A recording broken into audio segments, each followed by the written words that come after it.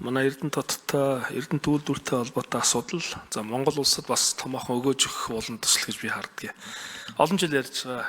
Тэгээ боломж нь бас манай Эрдэнэ төлөвлөрийн эрдэмзээ буюу одоо засвар механикийн зовоодыг түшгэлсэн техник технологийн шинжилгээг хийх за үйлдвэр технологийн паркийн эрх одоо хүрээнд энэ асуудлыг ингээд шийдвэрлэх боломж байна гэдэг их олон жил ярьж байгаа. Германы хамтын ажиллагаач гэдэг юм аа Германы Монгол улсын одоо засгийн газрын хоорондын хэлцээр ч гэсэн зарим нэг удаа орж ирсэн санагдаж байна.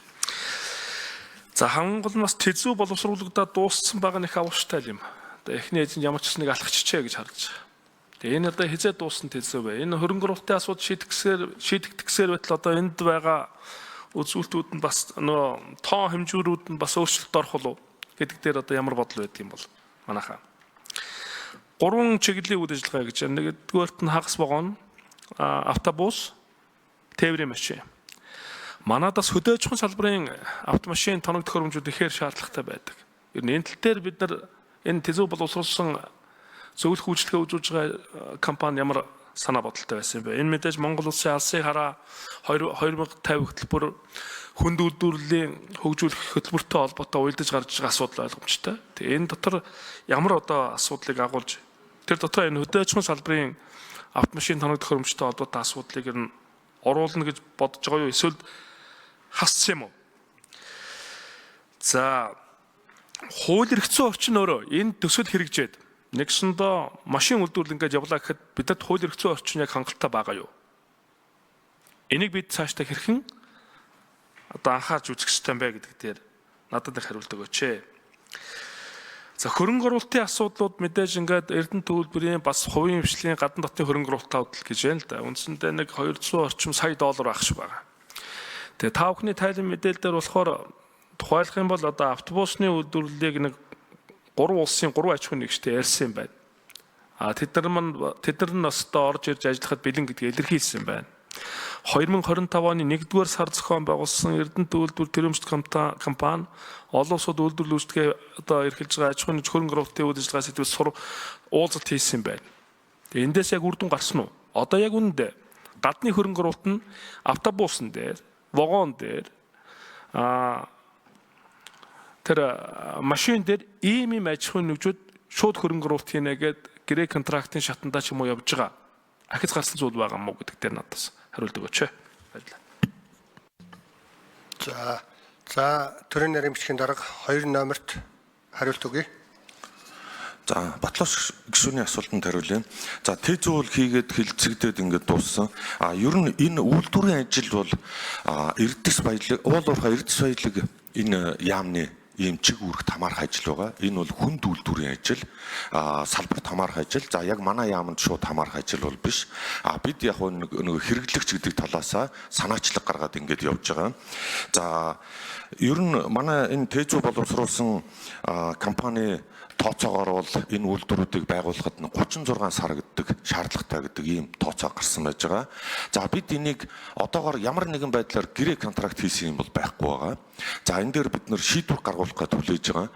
Анх бол ер нь бидний санаа Эрдэнэ төлөвлөртөө хамтраад ийм үйлдвэр байгуулах гэдэг ийм чиглэл явсан. Тэгээ сүүлдээ Эрдэнэ төлөвлөр бол бид нар одоогоор бол хөрөнгө оруулж чадахгүй гэсэн учраас бид нөгөө хувийн хвшил гэдэг рүү явсан. За ингээд энэ 4 сарын 28-нд булганд болох хангаан бүсийн чуулганд бид нар энийг мега төсөл болгож засгийн газраар танилцуулаад шийдвэр гаргуулах гад материалаа өгсөн байгаа. За энэ дээр одоо яг хувийн хвшил оруулж болж гэнэ үү те? Тэр яг оруул гэдэг ийм шийдвэрийг гаргуулах гад ингээд байж байгаа. За өнөөдөр Монгол улсад нэг 260-аад ийм одоо төмөрлөг машин механизмын чиглэлээр үйл ажиллагаа явуулж байгаа төрийн өмчийн болон хувийн хвшлийн аж ахуйн нэгжүүд байгаа.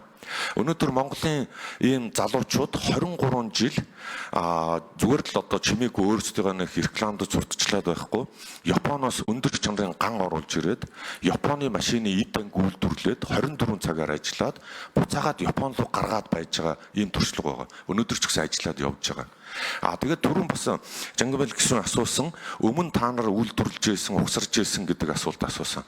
Тэгэхээр өмнө бид нар дотооддоо бас ийм инженеруудын энэ одоо санаачлагыг дэмжиж дотооддоо гаргах гэж үзсэн. Үнэхээр бас бараагүй. Одоо бид нар эхнээсээ ингээд шүүгтэлцээд явж байгаа. Монгол машин, за захилгаан тээвэр гээд ингээд бүгдөө үйлдвэрлэсэн ингээд ашиглалтын шаардлага хангахгүй нэгээс 2 жил ашиглаад ингээд болохгүй байсан учраас одоо бол энэ тээзүүн дээр бид нар дотооддоо өөрсдөө нэг юм үйлдвэрлээд хэрэггүй байхгүй гадны тэр брэндийг Монголд угсрах чиглэлээр л ажиллаж байгаа. За эрх зүйн орчны хувьд бол ерөнхийдөө бид бас 10 жилийн өмнөөс бүрдүүлж явж байгаа. Жишээ нь энэ дээр энэ Монголд үйлдвэрлэсэн машины дэлхийн үйлдвэрлэгчийн таних тэмдэг гэдэг ийм таних тэмдгийг олон улсын инженерийн холбооноос өгдөг. Энийг бид нар жишээ нь 2012 онд олон улсын инженерийн холбооноос авсан. За энэ бол олон улсын стандартад орсон MU9 гэдэг кодыг олон улсын инженерийн холбооноос өгсөн. За ингээд манай бүртгэлийн систем энтерт бол одоо Монголд үйлдвэрлэсэн машины аюулгүй байдлыг ингэж туршин ийм бичгээр энтер гэдэг ерөөхдөө боломжтой гэж үзэж байгаа. За ер нь бол үүс пад харилцаа л гэсэн юм ярьж штэ. За та тодруулах уу? Тий. За Батлот гишүүн тодруулах нь зөв баха. Тав хүний тайлан дээр гарсан байна л да. Нэг 3 улсын 3 аж ахуйн нэгж одоо хөрөнгө оруулалт хийгээд хамтраад ажиллах бэлэн гэсэн. Тэгээ энэ дээр одоо ямар нэгэн санаачлах гаргаад одоо тэр өрсөлдөөн зохион байгуулж одоо хамтран тендер зохион байгуулад сонголт хийж байгаа зүйл байгаа мó. За байхгүй энэ хөрөнгө оруулалтын хүрээнд уулын bijүүлэх Эрдэнэт үйлдвэрээс 2025 оны 1 сард одоо бас хөрөнгө оруулалтын чиглэлийн үйл ажиллагаа уулзалт зохион байгуулна гэсэн. Хэрвээ зохион байгуулсан бол ямар үр дүн гарсан юм болоо гэдэг асуултыг би асуугаад байна л да. Тэр ажил маань зөвхөн тэзүү боловсруулаад ингээд зогсчиход байгаа юм одоо. Уул нэг боломжууд байгаад байна. Тийм ээ? Гадны хөрөнгө оруулалтынхаа. Тэгээ дээрэс нь ийм уулзалт хэлцүүлэг зохион байгуулах гэж төлөвлөж байгаа гэсэн л байна л да. Одоо 1 сар үжи өнгөрсөн байхгүй. Үүнээс үр дүн гарсан юм уу гэдэг асуултыг хариулах гэдэг. За төрийн нарийн бичгийн дарга 2 номерт хариулна. Ер нь бол уулуурхан яамл хариулсан шүү л гэж штэ. Бас зам тэмрийн яам харин ч гэж идэвхтэй явж байгаа юм байна. За ингээд асуултанд хариулт өгье. За Батлот гишүүний асуултанд хариулъя. Бид нар яг одоо түрүүн миний хэлээд байгаа уулуурхан яамд бас хамааралтай ажил байгаа маа гэдэг уулуурхан яамтай бас хамтраад ажиллаж байгаа. Одоо нөгөө засгийн газрын хуралдаанд оруулаад яг хувийн хвшил оруулж болно гэдэг шийдвэрийг л гаргуулах гэдэг.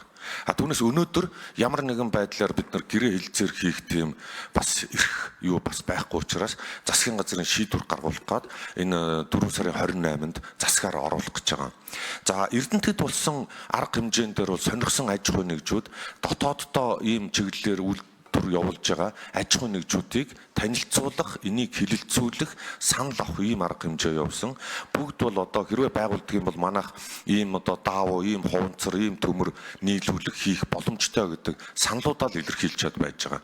Тэрнээс цаашаа бол одоо бид нар яг хөрөнгө оруулалтын гэрээ хэлцээр бол эхлэх байгаа. За жаргал сайхан